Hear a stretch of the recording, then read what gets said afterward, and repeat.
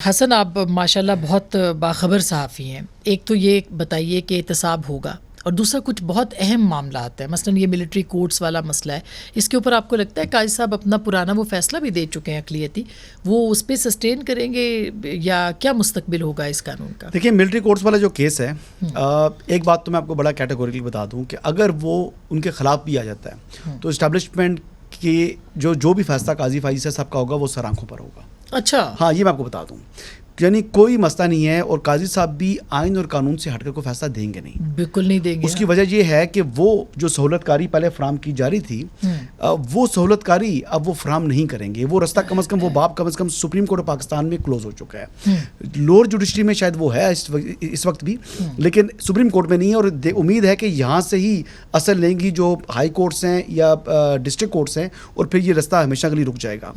آپ مجھے یہ بتائیے گا کہ ریمانڈ کے اندر ایک ملزم کو سپریم کورٹ آف پاکستان بلوایا گیا، پرائم منسٹر کے پروٹوکول میں مرسیڈیز میں بٹھا کر، 9 مئی کو، بالکل 10 مئی کو مرسیڈیز میں بٹھا کر، اور ججز گیٹ سے وہ مرسیڈیز داخل ہوتی ہے، وہ سپریم کورٹ آتی ہے، اور جب وہ کمرہ عدالت میں آتے ہیں تو انہیں دیکھ کر ان کی محبت اور کیفیت یہ تھی کہ برجستہ بولے کہ good to see you Khan صاحب، ویلکم. ایسا کبھی کسی ایکیوز کے ساتھ ہوا ہے؟ ایسا کبھی کسی ملزم کے ساتھ ہوا ہے؟ تو یہ جسٹس قاضی فائز صاحب ہیں، وہ ایسا نہیں کریں گے. دیکھیں، احتساب کا کیا ہوگا؟ احتساب کا نہیں، اب جو ان کے اپنے ادارے کے اندر. پہلے میں ملٹری کورٹس کا بتا دوں. اب ملٹری کورٹس میں آپ دیکھیں کہ جی کون سے لوگ شامل ہیں.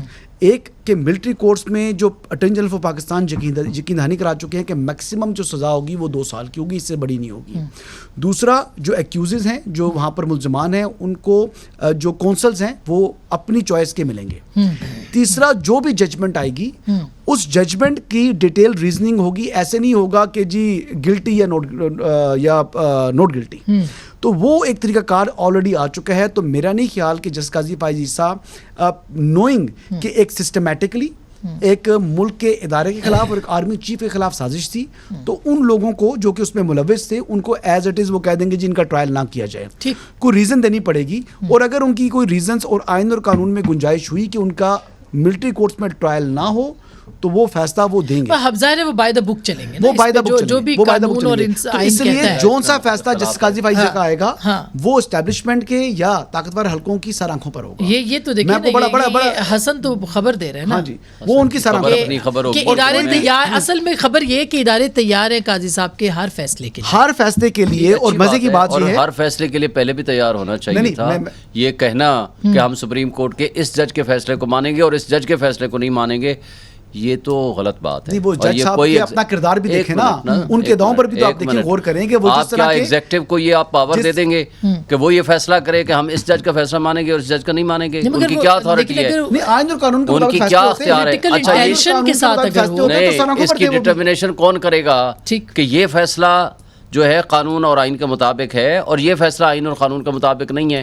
اور میرا اس سے اختلاف ہے سر. یہ 10 مئی کو جو چلے اس پہ آ جاتے ہیں نا، 10 مئی کو جو خان صاحب کو بلایا گیا تھا، میرا خیال ہے اس پہ ہم کو 20 دفعہ بات کر چکے ہیں. ایک دفعہ آپ کو ایک دفعہ پھر بات کر دوں. جب کسی کیس میں یہ سیٹلڈ لا ہے، بلکہ موسیٰ گیلانی والے کیس میں بھی آپ ذہن میں رکھیں، وہ کورٹ پریمیسز سے بھی باہر تھے، وہ پارکنگ سے بھی باہر تھے، اور اس وقت 9 مئی ہو چکی ہوئی تھی. سن لینا جواب سنے بغیر آپ نے فیصلہ سنا دیا اور آپ نے سوال کر لیا. سوال میں نے ابھی جواب نہیں دیا، میں نے آپ کو جواب نہیں دیا، توڑ پھوڑ جلاؤ گراؤ اور جو انسٹالیشن، میں نے آپ کو جواب نہیں دیا. آپ سوال میرا جواب سنیں گی، آپ کو سوال بیچ میں سے سوال کا جواب بھی مل جائے گا. سیٹلڈ پرنسپل ہے کہ جس کیس میں، کسی اور کیس میں بھی بے شک کیوں نہ آیا ہو، کورٹ کے اندر اگر کوئی شخص سرنڈر کرنے آ رہا ہے، بیل پٹیشن لگانے آ رہا ہے، اس کیس میں وہ بیل پٹیشن موو کر چکے تھے، وہ تھم امپریشن کے پروسیس میں تھے اور کورٹ نے ٹائم دیا ہوا تھا. تو جب ایسا فیصلہ ہو، اس میں آلریڈی کئی فیصلے ہیں، بندیال صاحب کا فیصلہ ہے، کئی ججز کا فیصلہ ہے. وہ یہ معاملہ ہائی کورٹ میں ہوا، اسلام آباد ہائی کورٹ میں جب ہوا، سپریم کورٹ نے کیوں لیا؟ سن لینا، آپ کو یہ بات آپ کو وضاحت کروں. چیئرمین پی ٹی آئی تھا نا. سنیں آپ، یہ بڑی بری روایت ہے آپ لوگوں کی. سنے بغیر آپ ایک فکرہ مکمل نہیں ہوتا آپ کا سوال آتا ہے. بڑے افسوس کی بات ہے مجھے. میرا خیال ہے پھر مجھے آپ نہ بلایا کریں، میں نہیں آیا ہوں. اگر شعیب صاحب ٹائم نوٹ کریں نا، سب سے زیادہ آپ کو ٹائم دیتے ہیں، سب سے زیادہ آپ بولتے ہیں، سب سے زیادہ آپ کو ٹائم دیتے ہیں، سب سے زیادہ آپ کا آرگیومنٹ ہوتا ہے، سب سے زیادہ आपकी बात मेरा लंबी एक होती है, फिक्रा सबके मुकम्मल दो नहीं जुमले करने होते हैं, देती आपके हैं। 4 जुमले होते हैं। वजह क्या होती है? जी, क्योंकि टाइम मेरा की एक constraint है फिक्रा सर। भी आप मुकम्मल नहीं करने देती हैं। टाइम की एक फिक्रा कंस्ट्रेंट है ना, थोड़ा हमें जितनी वक्त के देर मुताबिक में चलना हमने है। डिस्कस किया है ना, इतनी देर से आप बहुत एक सवाल पहले का मैं जवाब बात दे खत्म दें कर कि क्या 9 मई का 10 मई को उन्होंने जो सुओ मोटो या आज खुद नोटिस लिया, आज ये खुद अली नोटिस मूसा नहीं था, गिलानी के ये केस में लिया, information गलत है आपकी। ठीक, जो भी लिया उनको अब आप बुलाया, इन्फॉर्मेशन गलत है चले आपकी। इन्फॉर्मेशन आपने मेरी ठीक कर दी, नहीं उनको जो की। बुलाया गया मर्सिडीज मर्सिडीज में में। उसका बताइए। मर्सिडीज का जजेस गेट से। ताल्लुक उनसे नहीं है, वो जुडिशरी का उसका ताल्लुक है। जजेस गेट से उस किसने allow किया मर्सिडीज था? में भी वो नहीं थे, जजेस आपको गेट से- पता है। जजेस गेट से आप किसने allow तो किया? मैं एक बात पूछ सुन लें, ये- सुन लेना। अब आपने जवाब मेरा कोई सुना नहीं है, आपने 4 सवाल किए हैं, आपने कह एक दिया सवाल ना, का जवाब भी नहीं आपने दिया। कह दिया ना शोएब साहब, मैं आपको कि ये वो आए बता थे रहा हूँ, मर्सिडीज के सुन अंदर, लेना। नहीं आए थे मर्सिडीज में, भाई इसका जवाब दे दें आप। भाई मर्सिडीज का जज से क्या ताल्लुक है? चीफ जस्टिस की मर्सिडीज थी, तो वो किसकी आप थी? आईजी से सवाल करें,